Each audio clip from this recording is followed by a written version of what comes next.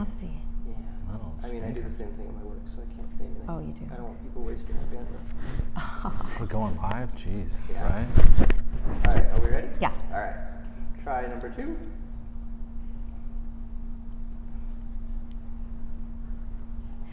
Hello, friends. Welcome back to DeFrost Seattle, where we are warming up relationships. So I am here today with Ed Smith. Welcome, Ed. Hey, how are you? Thank you.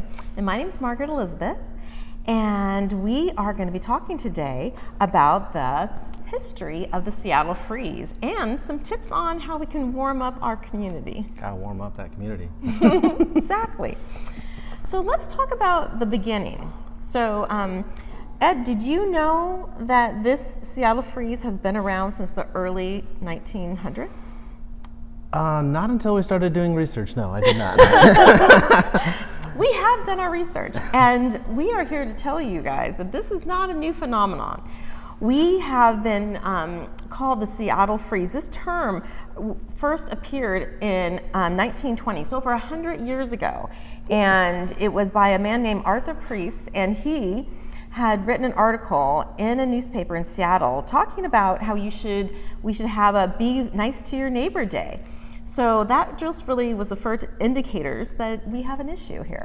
There's a problem here we need to address, and the guy's literally like, we need to get out and talk to our neighbors, like right now. Right, Let's talk to go. our neighbors. Let's talk to our neighbors and be friendly. So after that, then there was the 1940s, and that's around World War II was happening, and things were a little sketchy. People were stressed, and this was hard times. Yeah. And we also saw another surge of this in the newspapers, right? Yeah, and an influx of people also. Yeah, and new people coming into the Seattle area, which also brought this this whole phenomenon that the Seattleites were not quite as friendly. Then. So why? Yeah, why is this? Why is that? Yeah. Why is that, Margaret? So people I think that we were really a fishing town, and also with the trees, it was more about the fishing and the what is it called? Chopping down all the trees, harvesting the trees. Harvesting the trees. We were out harvesting trees, That's what ladies we were and doing. gentlemen. Logging is the term I think you're looking for. Yes, logging. We were logging. Yeah. So, this is from a logging and a fishing town. I think that having all these people come in from out of state was maybe not as, making people feel as comfortable. When you think about people that are loggers and fishermen, what kind of people do you think of? Definitely think that these are people who are hard workers. Hardcore. Really hard workers. Yeah, hardcore men and women who just. Right, and including those people that migrated here to the West. Yeah. They're really hardworking people who really had just strong work ethics and very serious, and these are also a makeup of different cultures that settled here. Right. So we have people, I think, who came over from Asia. We also have a lot of community that's Nordic community. Scandinavian culture. Scandinavian, and that culture, from what I've read, is a culture who was very. They took great pride in leaving people alone. And giving people their space. And it was considered a sign of respect, actually. Oh, wow. Yeah. Part of their culture. Yeah, so just part of the culture. It's nothing they would change, nothing we would want them to change. Right. Because it's part of their history. Yeah, absolutely. Yeah. And having all these people who settled here with that culture, you can see how this kind of started to swell.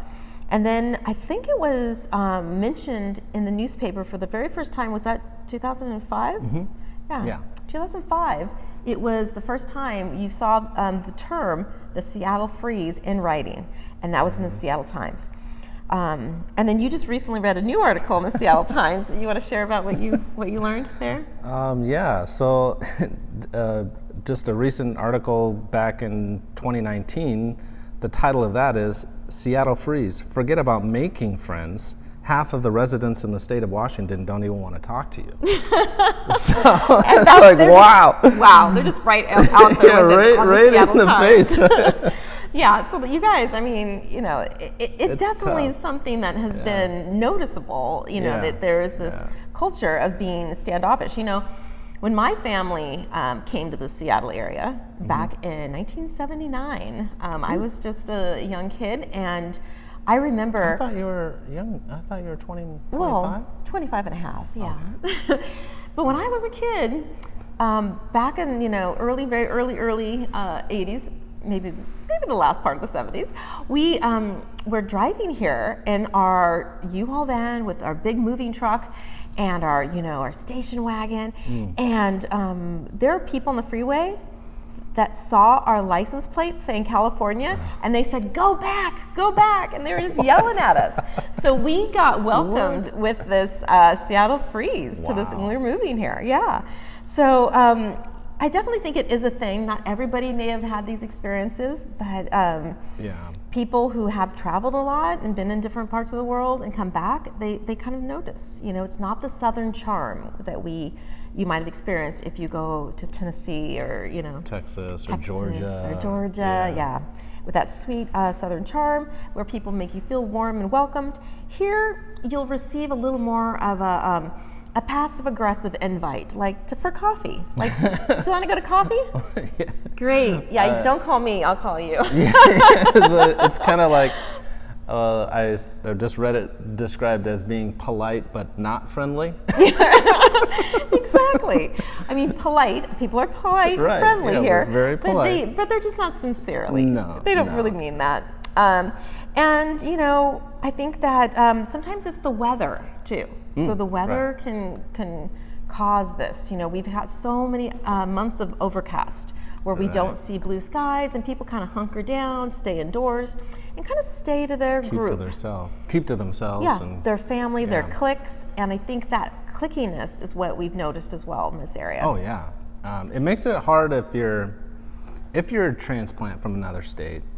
I just met someone just recently who is planning on moving here, and obviously they only have a couple of friends that are moving here that already live here. So now I'm thinking to myself, like, you know, they're going to struggle making friends here. Literally, it's just part of the culture that we have here, and so as even me, invited just to get invited somewhere. To get an invite. Yeah, I worked at a company for almost 9 years after moving here, and I never got an invite to anybody's house. Wow. Yeah, In 9 years? Not once, Oh my not gosh. one employee. Yeah, Wow. it's just, I don't know, just Right. people just keep to themselves. And you know, you can break in. It's not impossible. No, It's just that no. you have to work harder at it. Yeah.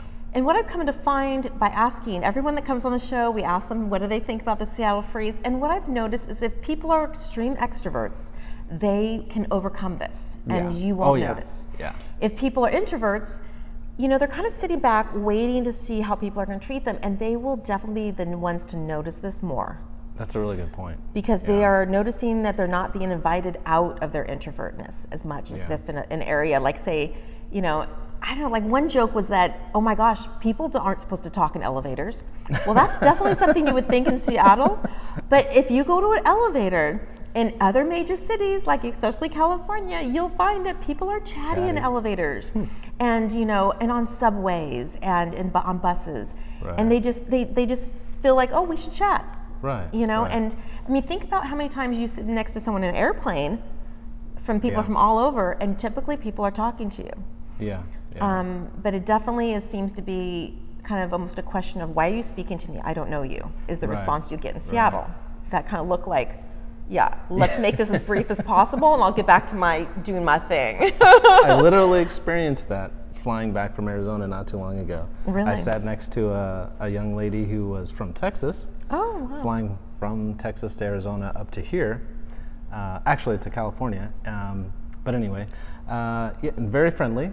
I broke the ice and said hi, and we started chatting about her, you know, where she was going to college and what she's done afterwards, her plans, all this. You know, we had a long conversation over 2 hours, and then the next flight from California to here, It was actually a gentleman from here, from the area, from Everett. And yeah, our conversation was very brief, very There you go. very to the point, and then it was done, and I went back to my movie. And Right, and that's common. It's just that's more common. The nature. It's the Seattle way. But what I'm thinking is there's got to be ways to break into this. Break through, and I know a lot of people think also it's because we have a lot of engineers here, and people that are engineers tend to be more introverts by nature. There's some extroverts. I mean, such as Raphael. He's a great extrovert example. But with so many introverts, that could also kind of propagate this culture. But what I was thinking is that maybe we can help people come up with some ideas about ways that we can warm up this culture. Yeah. And how can we kind of offset this? So we'd like to give you 3 ideas on how you can bring out more warmth and make new friends. Yeah, make some new friends. Yeah, so it's all about relationships and making friends and being friendly. So one way to make new friends might be to join a meetup group. Have you gone to meetups? I have gone to several in the past. I met a lot of new friends during the pandemic through Zoom meetup groups. Oh, that's great. That I found on the meetup site. Oh, that's great. Yeah, meetup.com, you guys. It's common interests. Yeah. Great place to meet people that have interests. Yeah. And that's a perfect way to meet people. Just people that have like interests. So it could be a hiking group. It could be a cooking group. Maybe it's a bike riding group. Maybe it's a Harry Potter group. It's a Harry Potter group. Yeah. It could be introverts group. And you just bond on your introverts. It could be a Seattle. Let's all be Seattle Frozen people. It could be any kind of a group. The Seattle Freeze group. But it's just about coming up in October. Then the other one we have is a wine competition, wine tasting here in the Woodinville area. So look for those kind of events where you can meet new people.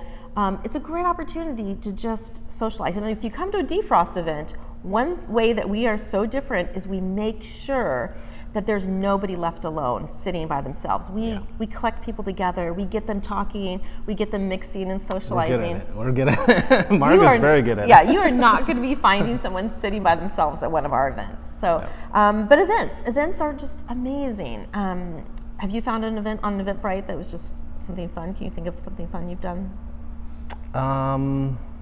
Did you find our New Year's Eve party on Eventbrite? Oh, introvert or not, it's a common thing. It's a new year.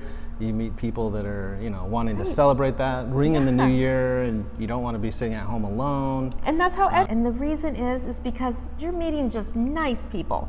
I mean, can I tell you how nice people that you meet? I've made some of my best friends at volunteering events because we have the same. We have the same commonality again. It's that same effort to want to help and reach out and help other people. And like I have an event coming up where I'm going to be working with foster children. Oh, nice. And I'm volunteering to be a camp counselor for a foster children camp. It's a teen camp, and it's going to be fabulous. It's organized through a church, and it's just a beautiful nonprofit opportunity. So I'm just really excited, and I had one of my friends introduced me to this organization, so that was a way I got involved. I have met with several motorcycle groups, yes. Yeah. And that's a brilliant way to, to bring people together who have that common passion for motorcycles. Right. You go out, ride together, you enjoy the weather, you have a coffee, like today, you probably have coffee, not an iced tea today, but. Right, absolutely. Well, we're sitting here on another overcast day in Seattle, and it's a little gloomy outside, but you know what, you guys, what makes you feel warm and friendly is friendship. So just don't underestimate friendship and what you can get out of. Try some of these things. Try to make new friends, start up a conversation, ask if you can, meet up and being my co-host. You're welcome. And Thanks stand for in for Raphael today. I appreciate it. Absolutely. And we'll see you guys next time. Bye now. Bye-bye. No, it didn't.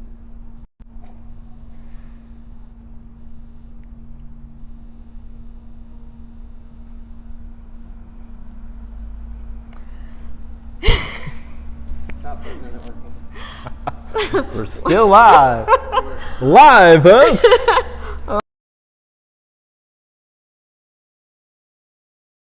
over. So